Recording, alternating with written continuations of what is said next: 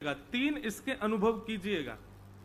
सबसे पहला, यमुना जी के प्रति जल की भ्रांति ना होकर के साक्षात श्री जी की सहचरी हैं, ये भाव उत्पन्न हो जाए, समझ जाना श्री जी प्रसन्न है। यमुना जी के प्रति जल की भावना ना रहे, यमुना जी के प्रति श्री जी की ही सहचरी हैं, ये हमारी किशोरी जी की ही दासी हैं, हमारे ठाकुर जी की ही सहचरी हैं। यमुना जी के जल की प्रति जल की भ्रांति ना रहे, ब्रज के रज के प्रति रज की भ्रांति ना रहे। ये मिट्टी है, ये कण है, ये धूल है। जब तक आपको यमुना जी जल लग रही हैं और ब्रज के रज कण लग रहे हैं, धूल लग रहे हैं, तब तक ठाकुर जी खूब दूर हैं आपसे। और तीसरा, श्री गिरिराज जी के प्रति पर्वत की भावना नहीं, श्री गिरिराज जी के प्रति निष्ठुर पत्थर की भावना ना हो। ये तीन भावनाएं जिस दिन आपकी चैतन्य में परिवर्तित हो जाएंगी, श्री यमुना जी सहचरी स्वरूप, श्री रजरानी ठाकुर जी के ही अंग के, ये हम क्या कहते हैं पता, एक नया भाव आया महाराज जी कि हमारे श्री राधा रमन जी भी क्रीम पाउडर लगा में, काय को लगा में, बोले ब्रज की रज को लगा में। ये सबरे क्रीम पाउडर जो लगा में अपने मुंह पे, ठाकुर जी भी कम थोड़ी हमारे, बहु लगा में। यमुना जी में मिश्रित करके ब्रज रज जो है वो क्रीम बन जाए, सुबह को तिलक लगा में ठाकुर जी, केसर को तिलक लगा में ठाकुर जी। और जब गौरज उड़ उड़ करके ठाकुर जी के अंग पर लगे तो श्रीमद् भागवत में वर्णन इतना सुंदर दर्शन है। तम गौरज छुरित कुंतल बद्ध वरह वन्य प्रसून रुचिरे क्षण चारुहासम वेणुम क्वणंत मनुगैर अनुगीत कीर्ति। ठाकुर जी को इतना सुख मिलता है जब ब्रजरज उड़ करके ठाकुर जी के अंग पर लगती है। तो सबसे पहले तो यमुना जी के प्रति आपकी जल की भावना खत्म होनी चाहिए, वो जल नहीं है। श्री किशोरी जी और ठाकुर जी दोनों जब निकुंज में लीला करते हैं तो श्रमित ठाकुर जी, श्रमित श्री जी के अंग से निकला हुआ प्रश्वेत ही श्री यमुना जी, वो सहचरी है ठाकुर जी की, उनके प्रति जल की भावना नहीं। दूसरा, रज के प्रति धूल की कण की भावना ये खत्म हो, और श्री गिरिराज जी के प्रति पर्वत की भावना, ये स्थूल एक पत्थर हैं, ऐसी भावना खत्म हो। ये तीन आपकी भावनाएं जब चैतन्य हो जाएंगी, आप हमसे गारंटेड लिखवा लो, ये तीनों भावनाएं चैतन्य होते ही आपको शाम को साक्षात्कार हो जाएगा। साक्षात ठाकुर जी का दर्शन ना हो तो हमसे कहना, लगे तो हम भी हैं आपके साथ, पर ये बड़ी ऊंची भावना है। तलहटी गोवर्धन की रही, तलहटी गाओ गोवर्धन। गिरिराज जी की तलहटी में रहने को मतलब क्या है?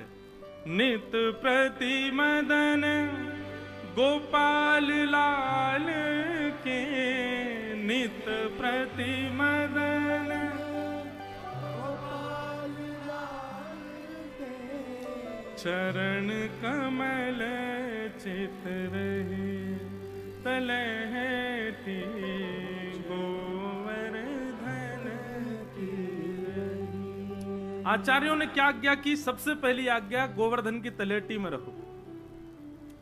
श्री गिरिराज जी एक काम करिएगा, जो लोग यहाँ 7 दिन तक का रहने का जिनका भाव बना है, हमारी कही एक बात, सबसे पहले तो गिरिराज जी को जहां ऐसी कोई गिरिराज जी को स्वरूप दिखे, जाकू आप अपने अंक में भर सको, साक्षात ठाकुर जी को रूप मान करके वाकू हृदय से लगा लिए।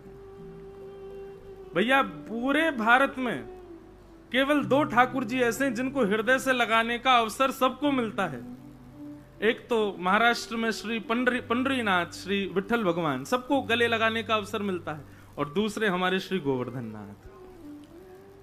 भैया जितने भी मंदिर हैं सब जगह अपरस की सेवा है, पर सब मंदिरन को मंदिर तो ठाकुर श्री गोवर्धन नाथ है। जो लोग शिकायत कर रहे हैं कि हमको बिहारी जी दर्शन ना भय, मैं तो भैया एक और आपको युक्ति बताऊं, जन्माष्टमी पे इतनी भीड़ हो गए मंदिरन में जाना पामे, अक्षय तृतीया पे इतनी भीड़ हो गए मंदिरन में प्रवेश ना कर पामे, ऐसे ऐसे उत्सवन पे इतनी भीड़ वृंदावन में हो गए, वास्तव में कहा करो गाड़ी उठाओ सीधे गोवर्धन आ जाओ। और यहां श्री गिरिराज जी को श्रृंगार करो और श्रृंगार करके भोग पधराओ, उन्हीं को अपने हृदय से लगा लो। क्या ये साक्षात ठाकुर जी नहीं है? साक्षात ठाकुर जी। तो सबसे पहली आज्ञा कहां रहो? बोले तलहटी गोवर्धन की रहिए। फिर दूसरी आज्ञा देखो, तन पुलकित ब्रज रज में लोटत, तन पुलकित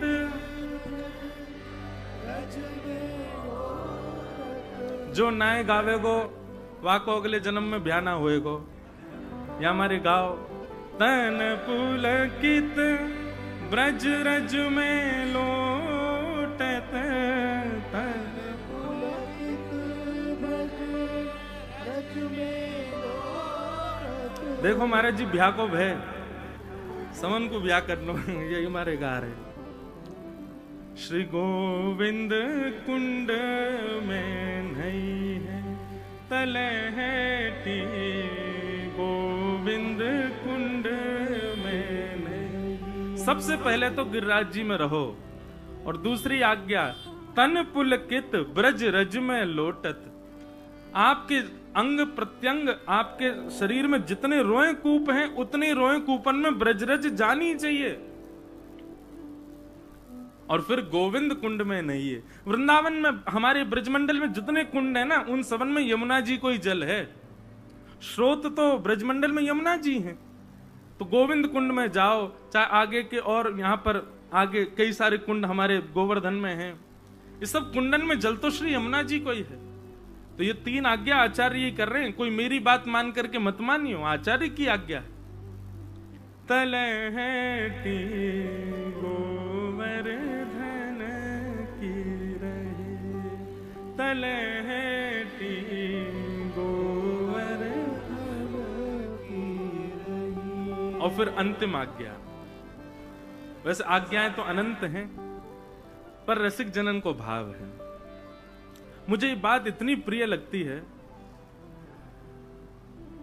आप श्री राधा रमन जी से अपने हृदय की बात कहो, श्री बिहारी जी से अपनी हृदय की बात कहो, लेकिन कभी कभी ऐसा मन में भाव आ जाए, इतने सारे लोग हमारी सुन रहे होंगे कि ना, पर गिरिराज जी में तो भैया कोई एकांत कुंज देख ले, कोई एकांत स्थान हो गिरिराज जी के पास में, तलेटी में जाकर। अच्छा, तलेटी में ऊपर मत चढ़ जाइयो, नहीं तो मोह मारेंगे ब्रजवासी। यूं कहेंगे दारी के तू सबन को यहाँ चढ़ाए रहो, ऊपर मत चढ़ियो। श्री गिरिराज जी, वहां आपके चरण ना पड़े, उनके ऊपर ये प्रार्थना आप रखिएगा। हृदय लगा लो, स्पर्श कर लो, पर पैर ते मत चढ़ियो। ये साक्षात हमारे ठाकुर जी हैं। तो वहां ठाकुर जी आपकी बात सुने ना सुने, पर यहां पर रसिक प्रीतम, ये जो छाप है ना, किसी भी पद में आवे रसिक प्रीतम, तो ये श्री हरिराय महाप्रभु जी की पद हैं। हरिराय महाप्रभु जी, उन्हीं का वो पद है जो अभी कुछ दिन पहले दास ने गाया। पिया तो है नैनन में ही राखूं, तुमरी एक रों की छवि पर जगत वार सब लाखूं। पिया तो है नैनन में ही राखूं। हरिराय महाप्रभु जी, अद्भुत उनकी वाणी है। तो वे आज्ञा कर रहे हैं, रसिक प्रीतम हित चित की बातें, रसिक प्रीतम हित चित की बातें, श्री गिरधारी जी सो कहिए, तलहटी गोवर्धन की रही। अपने हृदय की जो भी आपकी बातें हैं, अपने हित की बातें और चित्त की बातें, आपके हित की, जो आपके हित की बात यह नहीं है कि आपका कोई काम बन जाए, आपकी हित की बात यह नहीं कि आपका कोई रुका हुआ कोई कार्य है वो सिद्ध हो जाए, आपकी हित की बात यह कि ब्रज प्रिय लगे, आपकी हित की बात यह कि श्री कृष्ण प्रिय लगे, आपकी हित की बात यह कि ब्रजवासीन को आप प्रिय लगो। ये हित की बातें हमारी, वो हित की बातें श्री गिरधारी जी से कहिए। और फिर चित्त की बातें गिरधारी जी से, अपने मन में जो बात चल रही हो वो गिरधारी जी से कहिए। मैं तो यह बात को खूब कहूं भैया, ठाकुर जी से चर्चा करे करो, ठाकुर जी को कछु ना कछु सुनाए करो, बताए करो। जाने भी ठाकुर जी को पायो है ना, वो गा के ही पायो, सुना के ही पायो। बिना सुनाए बिना गाए ठाकुर जी कभी नहीं मिलेंगे।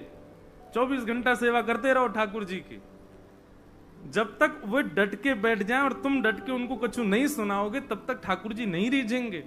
इसलिए अंतिम आज्ञा यही है, सबसे पहले तो गिरिराज जी की तलेटी में रहो, दूसरी बात ब्रज की रज में रहो, तीसरी बात यमुना जी में स्नान करो, जलपान करो, यहाँ के कुंडन में स्नान करो, और फिर इन सबन से शुद्ध है करके रसिक प्रीतम हित चित की बातें, रसिक प्रीतम हित चित की बातें, श्री गिरधारी जी सो कहिए तलहटी गोवर्धन की रही। भैया ऐसे हमारे श्री गिरिराज जी हैं। आपको श्रीमद् भागवत जी में एक नाम दिया गया है, और वो नाम गिरिराज जी का किसी और ने नहीं, ब्रज की गोपियों ने रखा है। और वो क्या है? जा परंपरा से हमारे चित्र विचित्र महाराज जी हैं, वह परंपरा के जो आचार्य को नाम है वही नाम श्री गिरिराज जी को है। आपके आचार्य स्वामी श्री हरिदास जी महाराज, और ये हरिदास नाम को सबसे पहले उच्चारण ही गोपियों ने किया है। और किसके लिए किया है? श्री गिरिराज जी। यही मारे आप गिरिराज जी बस गए हो। श्रीमद् भागवत में एक बहुत सुंदर गीत है, कुछ दिन पहले मैंने उस पर चर्चा की थी, 3 दिन जयपुर में, वेणु गीत। वहां वेणु गीत में गोपियां कहती हैं, श्री राम कृष्ण चरण स्पर्श प्रमोद। इतना सुंदर वर्णन है, मैं अद्भुत क्या बताऊं। गोपियां कहती हैं, अरे अरे देखो तो, ये राम यानी कि श्री बलराम जी, ये राम और कृष्ण दोनों भ्रमण करते करते, जैसे ही वंशी का नाद करते करते, कुंज निकुंजों में भ्रमण करते करते जैसे ही गिरिराज जी पहुंचे हैं, तो गिरिराज जी पहुंचते ही जैसे ही तलेटी में अपने चरण का स्पर्श कराया, चरण स्पर्श कराते ही गिरिराज जी इतने प्रमोद में भर गए, इतने आनंद में भर गए, तो जिस प्रकार अत्यंत सुखद स्पर्श से रोंगटे खड़े हो जाते हैं, ऐसे ही श्री राम कृष्ण के चरण के स्पर्श से श्री गिरिराज जी के रोए खड़े है गए। तो गिरिराज जी में दिखने वाले जितनी भी वृक्ष वल्लरियां हैं, ये कोई सामान्य वृक्ष नहीं है, श्री ठाकुर जी के चरण स्पर्श से प्रकट हुए गिरिराज जी के रोए हैं, ये जो हमको दिखाई दे रहे हैं। और तब गोपियां इनको नामकरण करती हैं गिरिराज जी का। बोले क्या है इनका नाम? बोले श्री हरिदास वर्य, हरिदास वर्य। पहले तो हरिदास कहा, तब दूसरी गोपी बोली हरिदास तो सब हैं, ये कौन है? बोले हरिदास वर्य। हरिदास वर्य के 2 अर्थ होते हैं। एक अर्थ तो हरिदासों में अग्रगण्य, हम सब हरिदास, और हमारे आगे हमारे स्वामी मॉनिटर, या ऐसा कहो हमारे निर्देशक कौन है? श्री गिरिराज जी। तो पहला अर्थ हरिदास वर्य का, हरिदासों में जो श्रेष्ठ हैं वो हरिदास वर्य। और दूसरा अर्थ हरिदास वर्य का क्या है? जो हरिदासों को हरिदास बनना सिखावे, वो श्री गिरिराज जी। मैंने कितनी कथाओं में निवेदन किया, और आज तो मैं खुल के निवेदन करूं, अब 7 दिन तक वो निवेदन ही करना है। भैया यदि वास्तव में जीवन में हरिदासत्व चाहते हो तो सबसे पहले गिरिराज जी की शरण ग्रहण करो। श्री गिरिराज जी की कृपा के बिना आप श्री ठाकुर जी और श्री जी के दास नहीं बन पाओगे। क्यों? मान रहित करते हैं श्री गिरिराज जी। कोई कितना बड़ा व्यक्ति आ जाए, गिरिराज जी की परिक्रमा लगाओ, चाहे लेट के लगाओ, चाहे चल के लगाओ, कैसे भी लगाओ, गिरिराज जी की परिक्रमा पूर्ण होते होते उसका मान नष्ट हो जाएगा।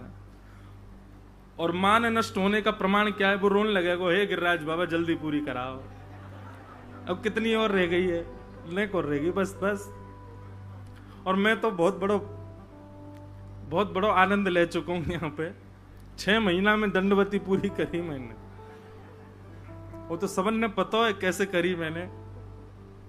वैसे लगे तो मुझे 16 दिना है, पर 10 दिना, फिर वाके बाद 6 महीना बाद फिर 6 दिन और, तो 16 दिना में पूरी भई दंडवती। श्री गिरिराज जी मान रहित करते हैं। नहीं तो आप देख लीजिएगा किसी माननीय व्यक्ति को, जिसको अपने शरीर का, स्वरूप का, ऐश्वर्य का, यश का, किसी भी रूप का मान हो, उसको गिरिराज जी लेके आओ, परिक्रमा लगवाओ। आधी परिक्रमा बाद ही नहीं महाराज बोल जाए, या तो छोड़ के चलो ही जाएगो, और पूरी करेगो तो फिर रोल लगेगो, हे गिरिराज बाबा कृपा करो, तुम्हारी शरण आए हैं, हे गोवर्धन नाथ, बस अब बचा लो। और अंतिम में जब 2-3 किलोमीटर रह जाते हैं, पूरी 20 किलोमीटर भारी ना पड़े, लेकिन विश्राम के जो 2-3 किलोमीटर, भैया कितनी दूर हो, बस ये आ गया, बस ये यहीं तो है। हम दंडवती लगाते, तो दंडवती में हमारे एक पंडित जी हैं, वो यहीं घूम रहे होंगे, अच्छा वो बैठे, ये जतिपुरा के ही हैं। तो ये महाराज जी रहते बाइक पे, तो हम लोग रोज सोचते आज वहां तक लगाएंगे, और ये बात हमने निश्चित जानी कि आप जहां तक सोच लोगे वहां तक लगानी, वहां तक पहुंच ही नहीं पाओगे। चाहे वो स्थान 10 कदम दूरी पे ही क्यों ना हो, उससे पहले ही पहले गिरिराज जी कहें, गिरिराज जियों के अपने बल ते लगावेगो, तू अपनो बल लगावेगो, ले तो बातें पहले ही थका दूंगा मैं। यहां तो भैया भूल जाओ, मेरो कछु बल ही ना है, हे गोवर्धन नाथ आप कृपा करो, आप अनुग्रह करो। तो मान रहित करते हैं श्री गोवर्धन। और गोवर्धन का मतलब क्या है? गो यानी इंद्रियां, हमारे शरीर में जितनी इंद्रियां हैं उन सबको गो कहते हैं। उनका जो कृष्ण भक्ति में वर्धन करते हैं वो श्री गोवर्धन, ऐसे श्री गोवर्धन नाथ। तो उनकी शरण में हम लोग आए हैं, उनकी शरण में हम आप सब लोग बैठे हैं, ये हमारा परम सौभाग्य है। महाराज जी आज एक बात आई मन में, श्रीमद् भागवत की सबसे पहली कथा कहां हुई? तो आज तक हम एक ही स्थान का नाम कहते आए हैं। कई लोग नैमिषारण्य का नाम कहते हैं, कई लोग सुक्ताल का नाम कहते हैं, कई लोग हरिद्वार ऋषिकेश का नाम कहते हैं। परंतु इतनी बार ये कथा कही, आज ही मन में आया भागवत जी की सबसे पहली कथा श्री गोवर्धन में हुई, श्री गिरिराज जी में हुई। अब कैसे हुई ये प्रमाण सुनो। श्रीमद् भागवत के 2 महात्म हैं। एक महात्म तो हम सप्ताह में कहते ही हैं, पद्म पुराणोक्त महात्म, जहां पर धुंधुकारी की कथा आती है, जहां पर भक्ति ज्ञान वैराग्य की कथा आती है। श्रीमद् भागवत जी का दूसरा महात्म स्कंद पुराण में है, जहां पर ब्रज का वर्णन किया गया, ब्रज के भाव बताए गए। उस कथा में एक विषय आता है, बहुत ध्यान से सुनिएगा। भगवान के स्वधाम गमन के बाद भगवान के परपौत्र ब्रजनाभ वृंदावन आए। सबको पता है ये बात। ब्रज ठाकुर जी के प्रस्थान के बाद ब्रज जो था, वहां से सब गोप गोपियां भी सब चले गए थे, यहां कोई नहीं था। ब्रजनाभ को भगवान की आज्ञा थी कि तुम हमारी पत्नियों को लेकर के जाओ, वृंदावन रहो। 16,100 पटरानियों को लेकर के ब्रजनाभ वृंदावन आए। तो जब वृंदावन आए तो वृंदावन में कोई था ही नहीं, केवल और केवल ब्रजा, ये लता गुल्म पत्र पुष्प, बस और कुछ नहीं। ब्रजनाभ और उनकी सब माताओं ने आकर के महल आदियों को व्यवस्थित किया। ब्रजनाभ सोचने लगे क्या करें। तब ब्रजनाभ ने इंद्रप्रस्थ यानी कि दिल्ली, वहां राजा कौन है? परीक्षित, जो कि भागवत के श्रोता हैं। परीक्षित जी को बुलाया। वो पांडवों के परपौत्र हैं, ये भगवान कृष्ण के परपौत्र, दोनों मित्र हैं। तो परीक्षित जी को बुला करके कहा कि परीक्षित आप बताओ क्या करें, यहां तो कोई है ही नहीं। भगवान ने आज्ञा की ब्रज में जाके रहो। तो बोले एक काम करो, अब यहां कोई प्रजा तो नहीं है, लेकिन तुम्हारे परदादा श्री कृष्ण की जन्मभूमि है, इसका जीर्णोद्धार करो, यहां रहते हुए इसको पुनर्निर्माण करवाओ, इसको ये सब अब व्यवस्थित कर जाओ, ताकि आगामी लोगों के लिए दर्शन का क्षेत्र बन जाएगा। तब परीक्षित और वज्रनाभ भ्रमण करते करते यमुना के तट पर पहुंचे। वहां उनको सांडिल्य मुनि मिले, भगवान के कुल पुरोहित। सांडिल्य मुनि से जाकर के उन्होंने आज्ञा ली। बहुत ध्यान से सुनिएगा। तब सांडिल्य मुनि ने उनको ब्रज का पूरा नक्शा बना करके दिया कि ये ब्रज है, ये यमुना जी हैं, यहां पर ये वन है, यहां पर ये वन है, यहां पर ये है, यहां पर ये है। तब वज्रनाभ, यहां पर स्पष्ट वर्णन है, वज्रनाभ जी ने आज्ञा ली, मैं सबसे पहले किस स्थान से प्रारंभ करूं? तब सांडिल्य मुनि ने आज्ञा करते हुए कहा, तुम सबसे पहले श्री गोवर्धन का जीर्णोद्धार करो। तो ब्रज में सबसे पहले कलिकाल में जिस स्थान को बसाया गया वो है श्री गोवर्धन। वज्रनाभ आए, आकर के गोवर्धन को व्यवस्थित किया।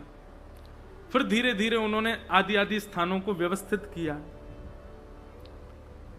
फिर वर्णन आता है कि उन्होंने ठाकुर जी की ही जन्मशिला से, जिस शिला पर भगवान का जन्म हुआ, ऐसा वर्णन आता है, वज्रनाभ जब कंस के महल में पहुंचे, पूरा खंडर था, लेकिन एक जगह से चंदन की सुगंधी आ रही थी। तो जैसे ही ढूंढते ढूंढते पहुंचे तो उस कारागृह में पहुंचे जहां देवकी और वसुदेव बंधी थे। सब जगह काई लग गई थी, सब जगह बेल चढ़ी हुई है, सब जगह धूल लगी है, लेकिन एक शिला वो ऐसी लग रही है मानो अभी किसी ने पंचामृत अभिषेक किया हो। वे समझ गए कि ये वही शिला है जिस पर हमारे पितामह, हमारे परदादा श्री कृष्ण का प्रादुर्भाव हुआ, अत्यंत सुगंधित। तब उसी शिला से उन्होंने ठाकुर जी के कुछ विग्रहों का निर्माण किया, जिसमें श्री गोविंद देव प्रभु, श्री गोपीनाथ जी और श्री मदन मोहन जी, ये तीन ठाकुर विराजमान हुए। वैसे वर्णन तो आता है कि आप लोग जब कृष्ण जन्मभूमि दर्शन करने जाएंगे तो जन्मभूमि के पास में श्री केशव देव जी का मंदिर है। वो केशव देव जी भी वज्रनाभ के द्वारा विराजमान किए गए। हमारे ब्रज का एक बड़ा पुराना कीर्तन, उसमें वर्णन भी आता है, जय जय राधे कृष्ण राधे गोविंद, केशव जी कल्याण गिरधरण छबीले लाल, केशव जी कल्याण गिरधरण छबीले लाल, मदन मोहन श्री वृंदावन चंद, मदन मोहन श्री वृंदावन चंद, जय जय राधे कृष्ण राधे गोविंद। तो मदन मोहन जी, गोपीनाथ जी और श्री गोविंद देव जी, ये तीन स्वरूप भी बनवाए। फिर थोड़ा समय व्यतीत हो गया, तीनों भूमिगत हो गए।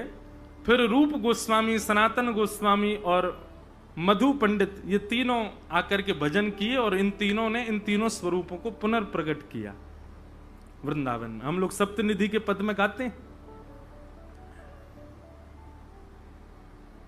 तो जीर्णोद्धार होने लगा ब्रजमंडल